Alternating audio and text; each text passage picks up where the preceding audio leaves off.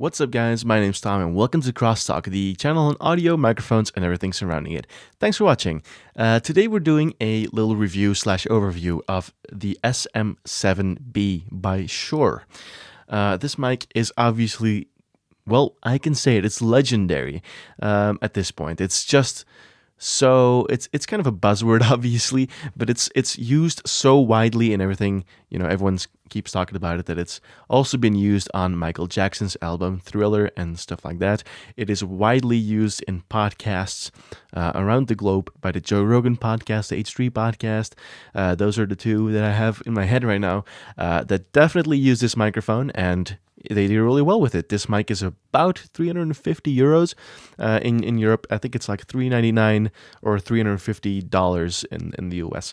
So yeah, what is this guy about? This is not a condenser. The previous mic that I did was a condenser. This is it was a small diaphragm condenser. This one is a large diaphragm dynamic microphone, which means that it does not need 48 volt power. And all the power for it is really coming from the preamp. This one is one of the most insensitive mics on the planet. I mean, probably not on the planet, but it's definitely up there in terms of mainstream microphones. There are probably way less sensitive mics out there. But in terms of mainstream microphones, this is definitely one of the least sensitive mics that you can currently buy. So this mic needs about 59 decibels of clean gain, if you don't want to get that noise floor up, which is a challenge. It is. If you've been looking at preamps and audio interfaces, you might have noticed it's quite a challenge to get a clean sound out of this mic without any kind of background hiss, because usually you would have to push those preamps quite high in order to get anything decent out of it, in order to get a decent volume that is near -6 dB, -3 dB, whatever level you're actually recording on. So for that reason, since I got this microphone, it really got me on quite a journey of audio interfaces, preamps, just to get something clean out of it, and I've become allergic to hiss thanks to this very microphone. So right now, I think my noise floor, if I just take a quick look, I'm kind of recording at around -6 at my peaks. That's what I usually go for, and my noise floor right now, let's listen to it.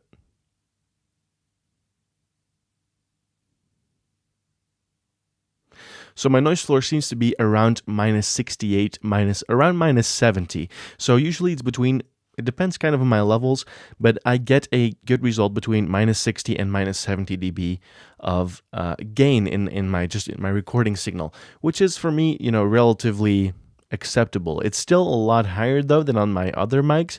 If I have a condenser here, I usually get around maybe -80 just without any gating. It might even pick up some other noises, obviously, because this mic does not pick up my computer fans and stuff like that as much as the condenser would. So that also contributes to the theoretical noise floor. But this one, you just hear the self noise of the mic and the preamps and everything around it, everything around that. So for that reason, I did get a separate preamp. I did get a Cloudlifter CL-1 for this particular mic.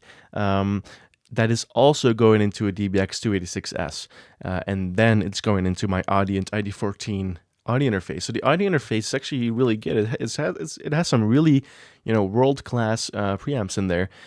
If I use this one just with the Audient, it just hisses really hard because I have to push the preamp basically all the way, because it has about 60 dB of gain, but it also has like a digital little boost function as well, that I prefer not to use because it sounds really bad when you accidentally clip it.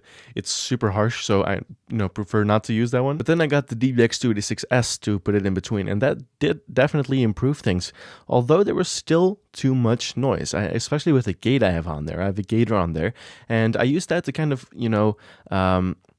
get rid of the noise in between, and that would every time the gate would open, I would get this entire explosion of noise basically coming through the noise gate whenever I was talking. So it would be constantly ringing in my headphones, this noise. So it got me really it got me really frustrated. So that's why I got the Cloudlifter in between as well. And if I chain all those components together, you have to watch out as well by getting all those components after each other. That will also increase the noise floor, because every little component has their own inherent self noise. So I had to really watch out for that as well. But I think right now, between -60 and -70 dB of noise floor, that is generally acceptable. I don't know if you can hear it. I'll let you listen to it again, to the noise floor.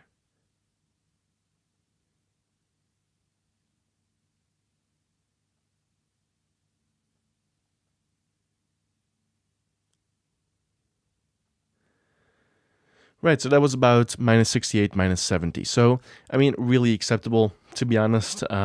For me, this mic just doesn't really cut it. Because, for voiceover applications, I really want that, it's completely different sound to a condenser. A condenser just gives you more detail, more body, I feel like. But if you get a lot of volume into this guy, then this mic generally works really well. That's why it's used a lot for rap vocals, for rock vocals, like metal screaming and stuff like that. This mic really shines for those purposes. But also for, spoken word in general, but then obviously you need a lot more gain in your gain stage. So that's what I'm doing right now. So I've been kind of struggling with this mic. This mic is really a workhorse. It has served me well, but I just don't know if it's for me, if it's right for me. Just the sound, I don't know if it's really good on my voice, really flattering on my voice per se. I'm not sure if I generally like it that much. It's good.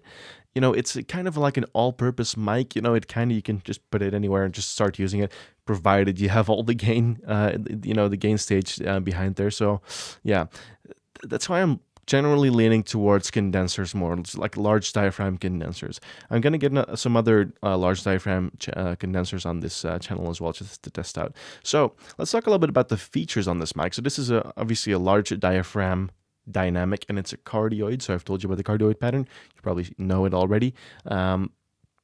So it is exclusively cardioid, but it has some options. So it has two options. It has a presence boost, and it has a low-end cut. I'll put the specifications exactly about the cut and the equalization of the frequencies of the presence boost. I'll put it in the description so you can check it out. I don't know it at the top of my head, but I'll let you listen to it, so you can listen to it first and then get the specs next to it, and then kind of evaluate if what you thought was correct and whether you like that or don't like it. I feel like that's generally a good approach. Listen first, then if there's something you don't like, check out the spreadsheet, the spec sheet, so you can later figure out what you like and what you don't like. So I'm now going to engage the low cut.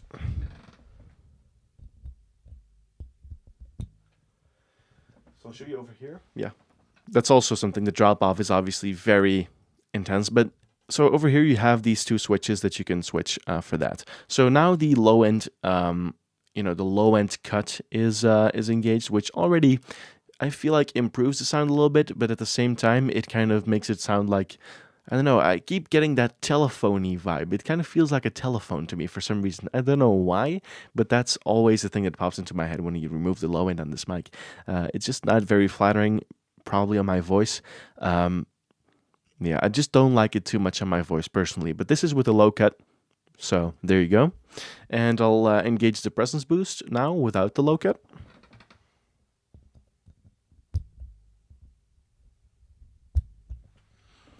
Right, so this is with the low cut disengaged and the presence boost engaged. It already starts sounding a little bit more like a condenser with the presence boost, I feel like, because it has that kind of characteristic a little bit of a high end, it has a little bit more high end. The pretty muddy low end is a little bit more, it's a little bit more balanced, I feel like.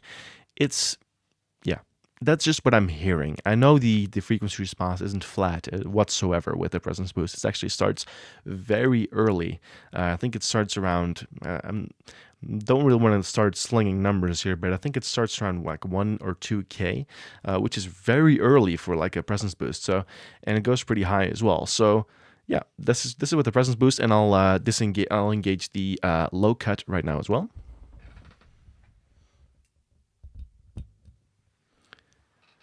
All right, so this is with the low cut engaged and the presence boost. So this also, gets me, this little bit of a nasal sound, and it just doesn't really work for me personally. So yeah, there you go. I'm just gonna disengage both of those now after talking to you a little bit. Blah blah blah. What's up, guys? My name is Tom, and welcome to Crosstalk. This is the SM7B with the high-end frequency boost engaged and the low cut also engaged. I'm gonna put it back to flat now so you can immediately tell what the differences are. Right, so we're now back to flat. I must say I like this mic a lot more when it's just completely flat. The presence boost just gives it something nasal, in my opinion, and I might already have a little bit of a nasal voice, so I generally do not like it, and it's just not really flattering to my particular voice. It might be, I don't know, it might be to yours. I have no idea. You'll have to try it out for yourself in a store or something like that just to see if you like it or not. So yeah, that's pretty much it. I don't really know what else to say about this mic. It's it needs a lot of gain. I pretty much said everything. So thanks for watching, and I'll see you in the next one.